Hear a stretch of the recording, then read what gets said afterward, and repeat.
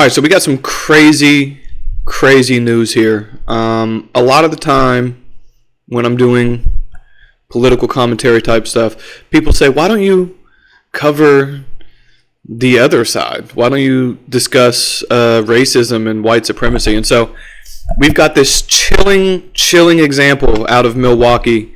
Some white supremacists shot and killed a 17-year-old after an altercation at a gas station, no doubt over racial politics.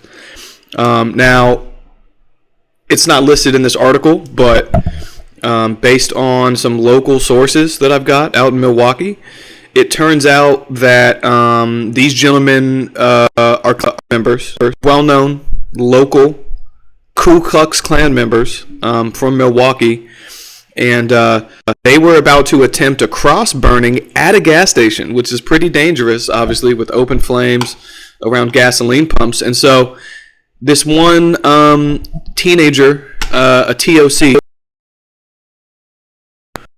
intervened. He tried to stand up for what's right. He tried to confront racism in his community, and he tried to transform these Ku Klux Klan representing white supremacist bigots that their bigotry wasn't going to be accepted in the streets of Milwaukee. And you're not going to be able to come into Milwaukee with your racism and your bigotry and your 1950s mindset and be able to start burning crosses at gas stations that are frequented by members of community of color. That's just not going to happen in Milwaukee. So let's take a look at some of the details here. Now here you can see we've got the guns in plain view. And so this is apparently they're shooting at this red Kia, and this high quality footage of these white supremacists is what led the police to be able to identify them and make an arrest. So let's take a look here. 3 Milwaukee men are charged in connection with a fatal shooting that happened at a gas station near 7th and Keefe on Tuesday, November 1st. So this is maybe some early morning Halloween action. These guys were they're KKK members. They were probably dressed up in Halloween costumes, not as KKK members, in order to frame someone else for the shit that they were trying to do, the racist shit they were trying to do. A 17-year-old boy was killed. Police used surveillance to identify the men, and they were able to do it quickly because the video is high quality. They didn't post it publicly and ask for help. Instead, 2 parole agents and a police officer all verified that the 3 men involved in the shooting shouldn't have had guns in the first place. Because, of course, it's the possession of the guns that's really the issue here, rather than the intent, willingness to use them. So let's see what else these white supremacists are up to here. The accused are McKaylon Bennett. McKaylon Bennett. Sounds like a fucking racist white supremacist if I've ever heard one. We've got Bruce Davis. Not the most white supremacist name I've ever heard, but I'll believe it. And then we've got maybe the most white supremacist name that we've come across in weeks on this channel. And we've got Daquan Jenkins. Daquan is no doubt the Grand Dragon of the Milwaukee chapter of the Ku Klux Klan.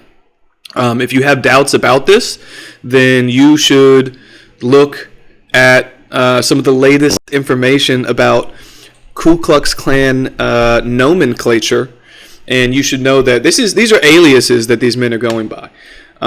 These are white supremacist aliases that they're giving the police because they know that the police are also white supremacists who are going to help them out as soon as they give them the code names. So we've got McKaylon Bennett, Bruce Davis, and Daquan Jenkins, the 3 amigos, if you will, except they wouldn't like that term because it's Spanish and they're white supremacists and they don't want to be referred to as a Spanish name. We've got a first-degree reckless homicide charge for Bennett, Davis, and Jenkins. We've got possession of firearm by a felon for Bennett, Davis, and Jenkins. We've got bail jumping as a felony and bail jumping as a misdemeanor for Bennett. So I guess they're doing some lesser included stuff or whatever. According to the criminal complaint, a witness told police he was with the man who was killed in the shooting, and words were exchanged between them and some guys at the gas station.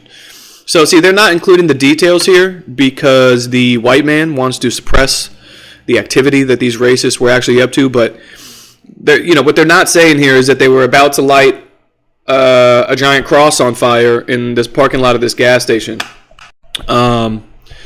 And these men were just making a brave attempt to stop them. That's why the words were exchanged. The words that were exchanged were, "Hey, excuse me, sir.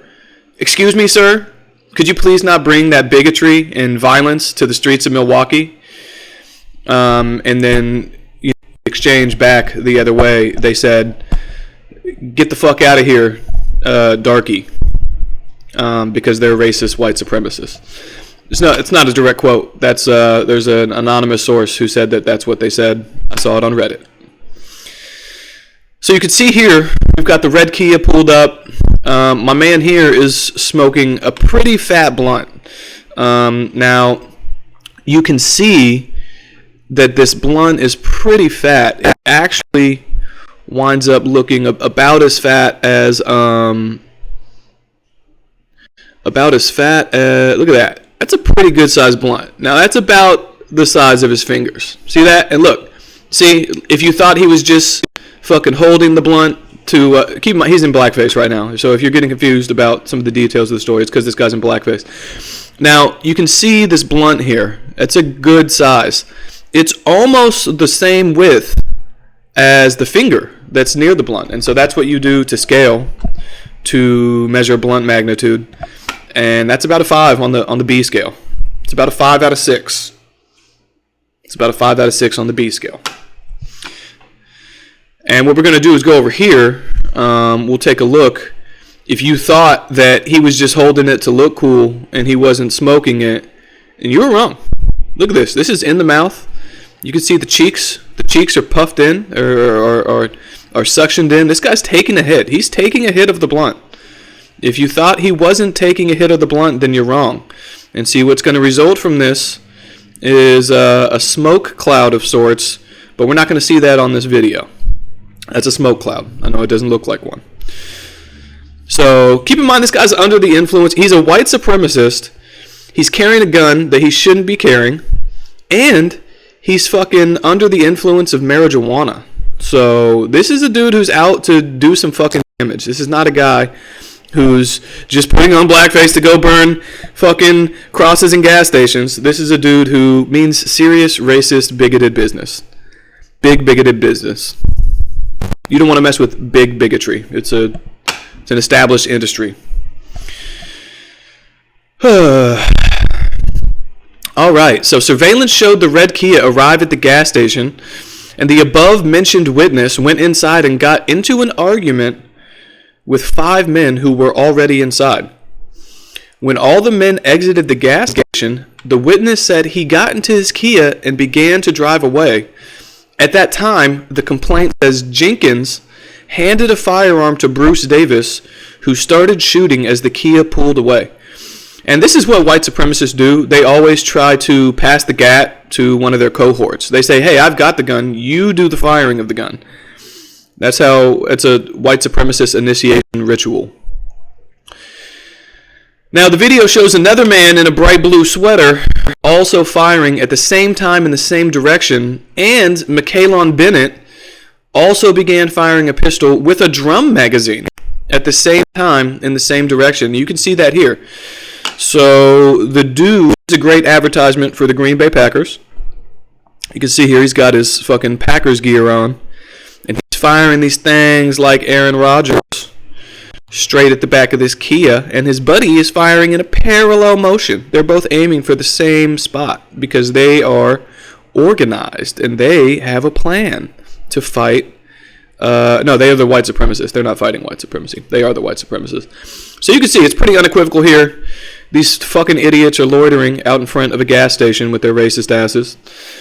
And, yeah, I mean, police found 41 9mm cartridge casings in the area. The victim died from 3 gunshot wounds, so 3 for 41. Not a bad percentage.